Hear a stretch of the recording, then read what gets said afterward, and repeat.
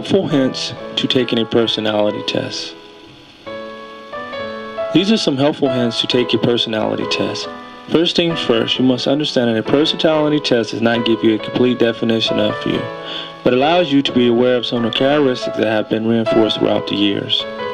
You must also understand what you're reading. That is one of the reasons why this book was written. Some of the words of other tests uses the average person does not. Of course, we can probably figure out a sentence or comparing it to another word, but did you know that when you see a word that you don't understand, it takes you a while to process that word, which causes the reader to lose interest, and he or she picks the answer that are familiar with. Your environment, such as where you were born and how you were raised, have an effect on your judgment and your personality. Some of the questions are not universal, because in the test it asks questions about where do you go to work.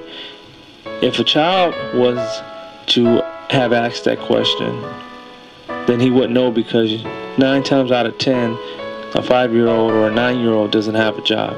The test will have to be modified so that anyone could understand the questions. I've written this test so that pretty much anybody can understand this personality test. Your personality changes as you get older and as you go through certain experiences. The only reason usually it changed unless you had brain trauma or maybe you had some traumatic experience in your life. What a personality test can do for you is isolate those traits that have been reinforced over the year, so that you may identify some kind of track record that you may have with those traits. I have spoken to many people in the world. Some of them have many of these personality traits written in this book. What this test does is emphasize on what traits are being used at that time that this test is taking. Your views will change if next week you were in a combat zone. Maybe after you was out of that zone, those choices that you have chosen before may be different from what you have chosen now. You just can't determine everything by a test only. You have to put the experience in the mix. That way everything is interdependent of one another. I've had traumatic experience throughout my military career. You could say that my views on life are a little different from the average person. I've walked through minefields, I've been shot at, and my body almost severed in half along with all the stress involved with the military. When you analyze yourself, just take a step back with the assistance of a personality test and the experience working together in harmony. That way you will truly find out who you are and those concrete traits that you're looking for. Palimon. In Greek legend, a brass fool-hearted young sculptor named Palimon was found. The woman of Cyprus so impossibly flawed that he resolved to carve a statue of the ideal woman, embodying every feminine grace and virtue. For months, he labored with all his amazing skill and also with a strange compulsion, rounding her, smoothing there until he had fashioned a loveliest figure ever considered by art. So beautiful indeed was his creation that Palimon fell passionate in love with the statue. It could be seen in his studio kissing its marble niche, dressing and grooming the figure as if caring for a doll.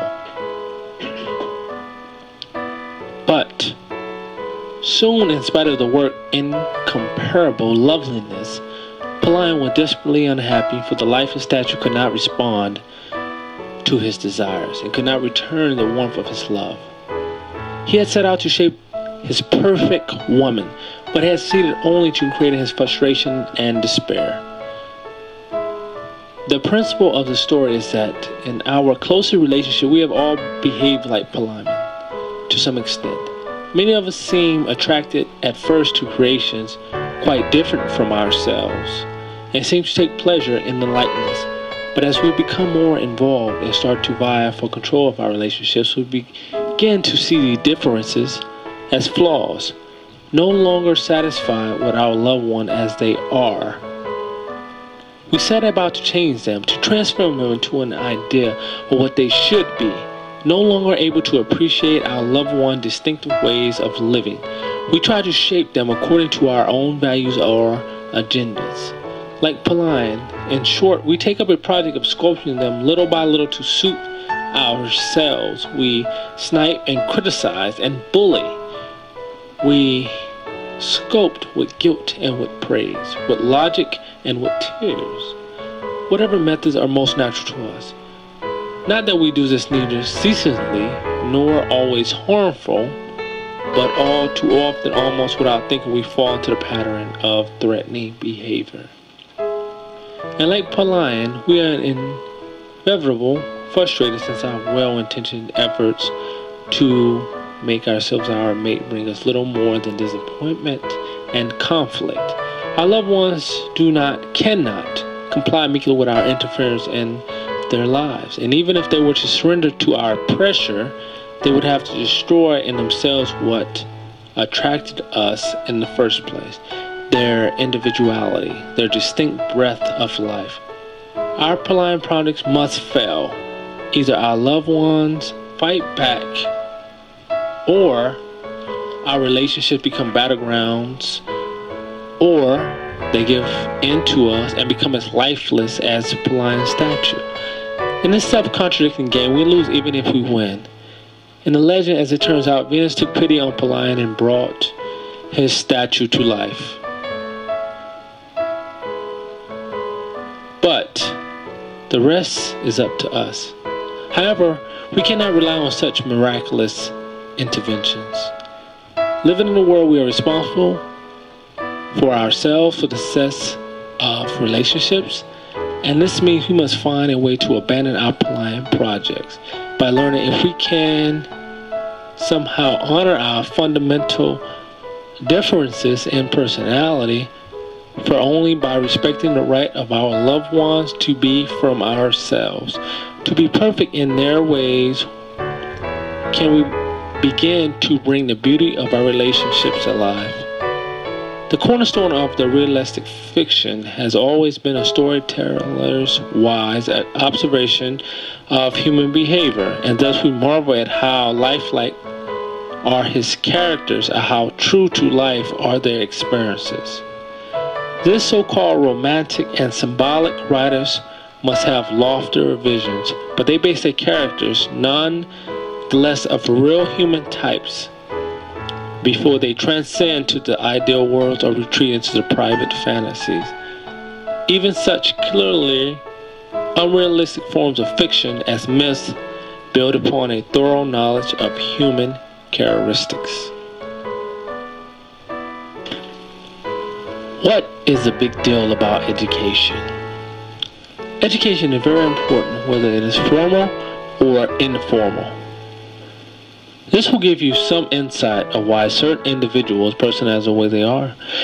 These questions are designed so that you can see the artisan, guardian, idealist, and rational way of thinking of the four personalities that we deal with today in society. When dealing with education. These are a few questions about education that you should think about. Number 1, why do we need education? Number 2, why is formal education important? Number 3, why is oral education important? Number 4, why do we go to preschool? Number 5, why do we go to elementary school? Number 6, why do we go to junior high school? Number 7, why do we go to high school? Number 8, why do we go to college? Number 9, if we know students cheat in school, why do we hold them higher because they have a degree? Number 10, when applying for a job, is it about what you know or whom you know? Number 11, who would you hire, experience or education?